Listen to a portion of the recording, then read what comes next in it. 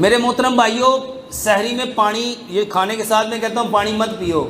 سحری میں جب آپ کھانا کھاؤ، جو کھانے سے آدھا گھنٹہ پہلے پانی پینا وہ پانی پیو، اور کھانے کے ساتھ بھرپور لسی پیو۔ ایک بات بہت اچھے سے سمجھ لو، جو دہی مٹی کی ہانڈی میں جمتا ہے، مٹی کی کنالی میں جمتا ہے، مٹی کے برتن میں جمتا ہے، میرے محترم بھائیوں اس کی تاثیر ٹھنڈی ہوتی ہے، اور جو دہی جمع سلور میں، سٹیل میں، نان سٹک میں، ٹیفلون میں، پتل میں، پتل نہیں، یہ جو کیا کہتے ہیں، یہ سٹیل لیس سٹیل ہوتا ہے، اس کی تاثیر گرم ہوتی ہے، اس کی تاثیر۔ اور لوگ کہتے ہیں دہی کھاتے ہیں جلن ہوتی ہے، کیوں ہوتی ہے جلن؟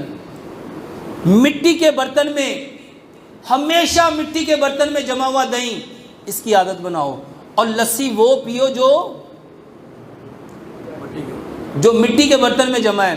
اور جو آپ دکانوں سے پیتے ہیں آج کل، ان کی کنالیاں ہیں کہ پراتے ہیں، تو وہ ٹھنڈک دے گا کہ گرمی دے گا؟ تو میرے محترم بھائیوں، مٹی کے برتن میں جو جمع ہوا دہی ہے، اس کی بنی ہوئی جو لسی ہے، وہ آپ کو ٹھنڈک دے گی۔